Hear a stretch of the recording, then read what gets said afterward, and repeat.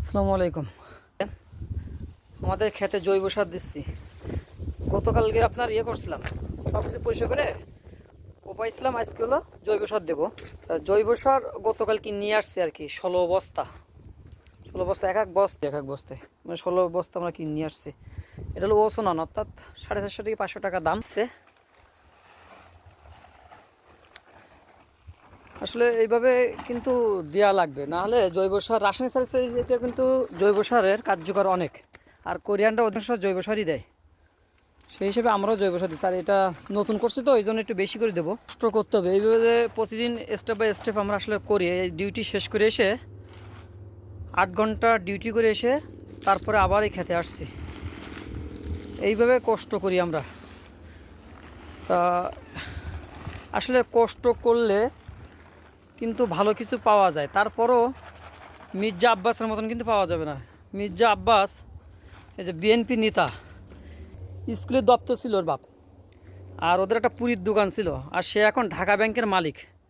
কেমনে সম্ভব? আর আমরা প্রবাসীরা 2 থেকে 2.5 লাখ টাকা বেতন পাই, আর এইভাবে তো কষ্ট করি, তারপরেও কিন্তু এরকম ভালো কিছু করতে পারি না। সংসারটাই চলে হয়তো কম বেশি করে, কিন্তু আর মির্জা আব্বাসের মতন কিন্তু কিছু করতে পারে না সে। আসলে যে নির্বাচন কেন করতেছে এখন কিন্তু আমরা বুঝতেছি। হ্যাঁ, নির্বাচন যে কত মধু সেটা মির্জা আব্বাসই আমাদেরকে দেখাই দিছে, যে আসলে নির্বাচন কত মধু। উনি, ওনার বাবা একটা স্কুলের দাপ্তরিক কাজ করতো, তা ঘন্টা পিটাতো।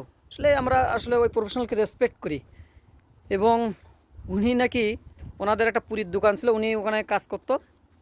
আর ডিগ্রি পাস করছে উনি।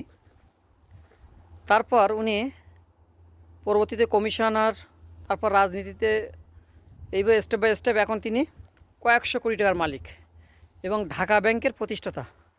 একটা ঢাকা ব্যাংক মানে যে কোনো ব্যাংক করতে গেলে 300 কোটি মানে অনুমোদিত মূলধন লাগে। আমাদের বাংলাদেশের টাকাগুলো দেখেন, এই প্রবাসী বা আমরা শ্রমিক যারা, তারা মাথার ঘাম পায়ে ফেলে কি কষ্ট করে আমরা উপার্জন করি। আর কিছু মানুষ এদেরকে ডিফেন্স করে। বুড়া রাজনীতিবিদরা এরা শুধু খাওয়ার জন্য ব্যস্ত। এরা এক পা কবরে আর এক পা ডেঙায়, তারপরও খাবো খাবো এদের যায় না। কোটি কোটি টাকা, বাংলাদেশে কোটি কোটি টাকা। একটা দপ্তরের ছেলে কেমনে কোটি কোটি টাকা, একটা ব্যাংকের মালিক কেমনে হয়? এই টাকাগুলো কোথা থেকে বাড়ছে? এটা সব তো আমাদেরই টাকা, বাংলাদেশেরই টাকা। আমাদের টাকাগুলো এরা কিভাবে যে খেয়ে আমাদের একেবারে ন্যাংটা করে ফেলতেছে এই সাধারণ মানুষদেরকে।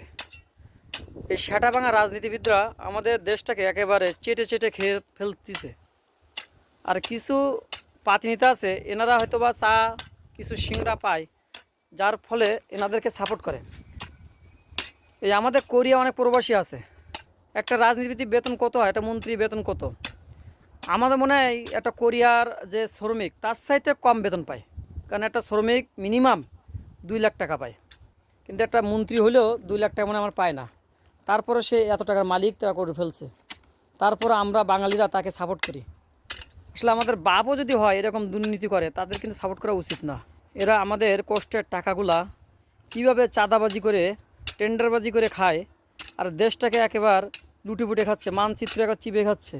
আর আমরা পরের দেশে এসে এইভাবে কামলা দিচ্ছি। আমাদের দেশটা কবে এইরকম সোনার মতো দেশ হবে, কোরিয়ার মতো, যে সবাই সমান অধিকার থাকবে? যাই হোক, আমাদের আসলে কেন বলতেছি, এই যে কষ্ট করি আমরা, এত কষ্ট করি, কষ্ট করে যখন দেখি যে না আমাদের দেশটাকে লুটিপুটে খাচ্ছে, তখন আসলে কথা বলতে হয়। আসলে আমাদের তো বিবেকে কুত্তাই খায় নাই, তাই না? কথা বলতে যদি বলি তাও অনেকে হয়তো অনেক রকম কমেন্টস করে। হাত দিয়ে আমরা এইভাবে মিস করব। আর বাতাস, প্রচুর বাতাস, যে কারণে অনেক উড়ে যাচ্ছে। এই জন্য আজকে মনে করছিলাম যে সার দিয়ে চলে যাব, কিন্তু এভাবে কোপাই দিতে হবে, নাহলে সারগুলো সব উড়িয়ে চলে যাবে। নিয়ে আসছি, আজকে এই পর্যন্ত দেবো 2 জন, দেওয়ার পরে আগামীকাল নিচে এসে দিয়ে দেবো ইনশাল্লাহ। তা আমরা যারা আসলে প্রবাসী বা সাধারণ মানুষ আছি, আমাদের উচিত এই ধরনের সেটা ভাঙা রাজনীতিবিদদেরকে অ্যাভয়েড করা। আমরা কাজ করে আমাদের বিদেশে কামলা দিয়ে আমাদের পাছা ঝুনি নারকেলের মতন হয়ে যায়, এত পরিশ্রম আমাদের। আর তারা বসে বসে কোটি কোটি টাকার মালিক হয়, ব্যাংকের মালিক হয়, প্রতিষ্ঠিত হয়, আবার বড় কথা বলে।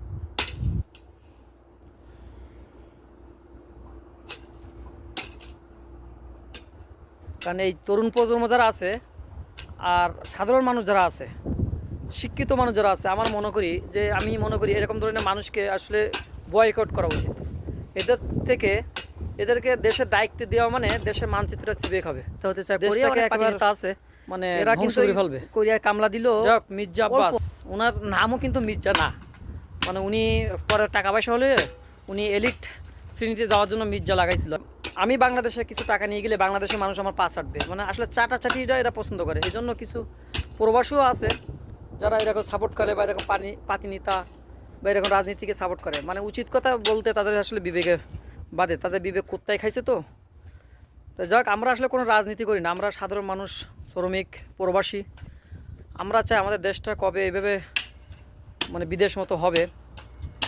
আমরা তো চাঁদাবাজি, টেন্ডারবাজি এসব এই যারাই করে তারাই রাজনীতি করে, এদের হলো উদ্দেশ্য পেটনীতি। যাই হোক, আমরা সাধারণ জনগণ এবং তরুণ প্রজন্ম যারা আছি তারা আসলে এরকম সেটা ভাঙা রাজনীতির দিকে আমরা এড়িয়ে চলবো। এবং মির্জা আব্বাস যেভাবে দুর্নীতি করে কোটি কোটি টাকার মালিক হয়েছে, এরকম ধরনের, এই জন্য এরা এত নির্বাচন করে, মধু আর মধু। জানে নির্বাচন না করলে তাদের কিন্তু আসলে খাওয়াই হবে না, মানে তাদের ক্ষমতা, তাদের টাকা পয়সা, এদের উদ্দেশ্য এইটাই। এটা দেশকে আসলে ডেভেলপ করা বা দেশকে উন্নতি করার কোনো এদের লক্ষ্য থাকে না, ভিশন থাকে না। এদের একটাই লক্ষ্য, নিজের পেটকে ডেভেলপ করা। যাক, ভালো থাকবেন। আর আজকে এই সার দিচ্ছি, আর পরবর্তীতে আমরা যখন আসলে সার দেওয়ার পরে, কুপানোর পরে, তখন আমরা আবার করবো আর কি, বেড তৈরি করবো, তখন আবার দেখাবো ইনশাল্লাহ। আজকে এই ওপর দিচ্ছি, আগামীকাল ইনশাল্লাহ নিচেই দেবো আর কি, কারণ ডিউটি করে এসে আসলে কষ্টই যায়।